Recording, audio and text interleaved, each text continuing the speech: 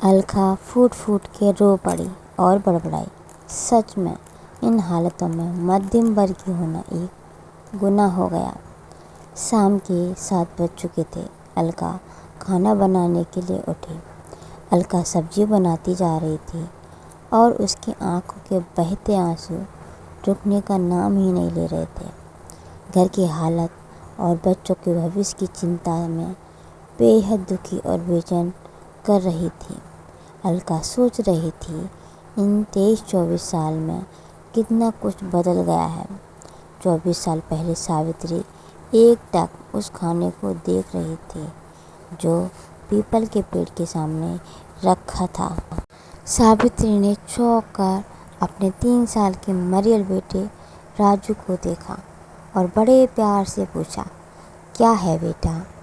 बीमार व 3 दिन से भूखे राजू ने कपकपाती आवाज़ में पूछा, क्या मुझे खाना नहीं मिलेगा? क्या मैं भूख से मर जाऊंगा? नहीं, सावित्री ने अपने बेटे को गले से लगा लिया।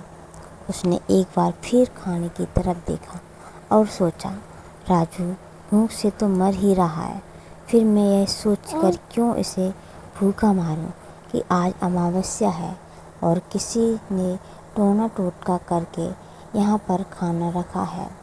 इसी खाने को खाकर इंसान मर जाता है। वैसे भी राजू भूख से तो मर ही रहा है।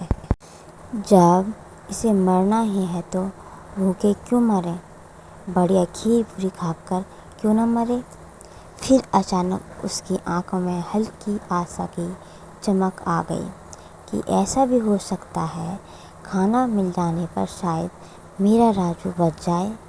गाय, कुत्ता और पेड़ के नीचे रखे खाने की तरफ बढ़ते देख सावित्री ने फुर्ती से वह खाना उठा लिया और अपने बेटे को खिलाने लगी।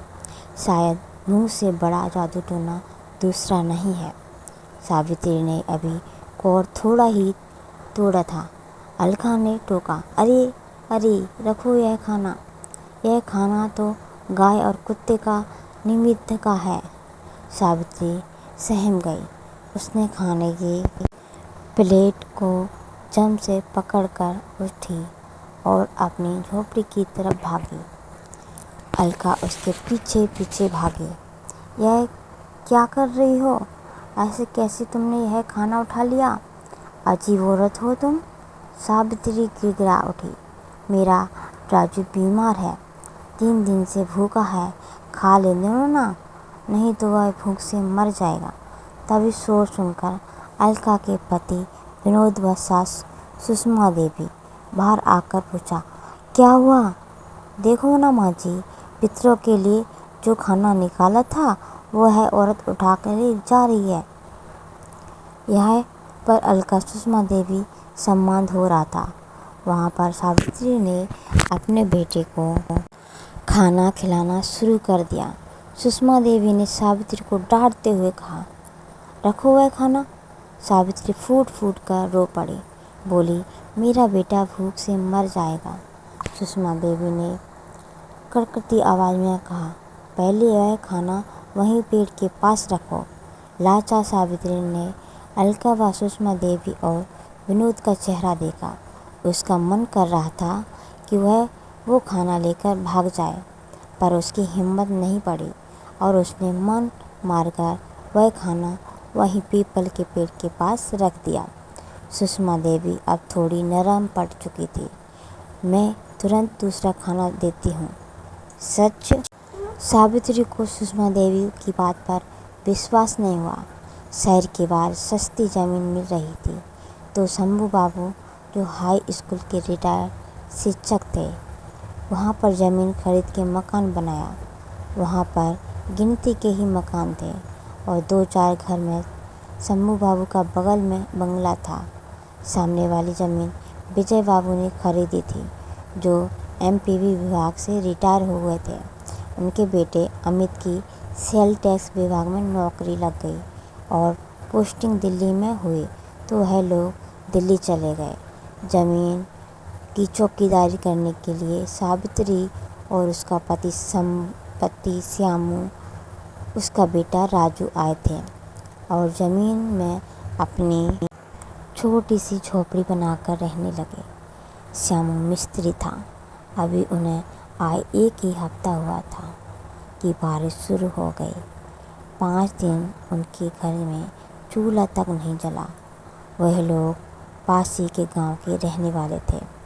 अपनी यह कहानी सावित्री को सुषमा देवी को सुना दी। सुषमा देवी ने अपनी बहू अलका को कहा, जो भी रात का खाना बचता है वह सावित्री को दे दिया करो। धीरे धीरे शंभू बाबू और श्यामू के घर के बीच में गहरा रिश्ता बढ़ने लगा। सावित्री ने शंभू बाबू के घर में बर्तन मांजने शुरू कर दिए। सावित्री शंभू की सहायता से शंभू बाबू ने अपनी बाड़ी में सब्जी भी लगा ली। ताजी सब्जी का सुख सभी को मिलता व सावित्री श्यामू बहुत लगन से जो भी उसी परिवार की सेवा करते। शंभू बाबू का बेटा विनोद कलेक्टर में बाबू था। उसका बेटा वैभव राजू के ही उम्र का था। धीरे धीरे आबादी बढ़ने लगी तो पास ही में अंग्रेजी माध्यम का स्कूल भी खुल गया। 4 साल का वैभव स्कूल जाने लगा, पर श्यामू की इतनी हैसियत नहीं कि वह अपने राजू को भी अंग्रेजी स्कूल में भेज सकता। तो श्यामू व सावित्री मन मारकर रह गए। वैभव को स्कूल जाते देख राजू हमेशा वैभव के साथ स्कूल जाने के लिए मचल जाता। यह देख एक दिन विनोद ने श्यामू से कहा, सरकार ने गरीबों के लिए कई योजनाएं बनाई हैं, तुम अन्य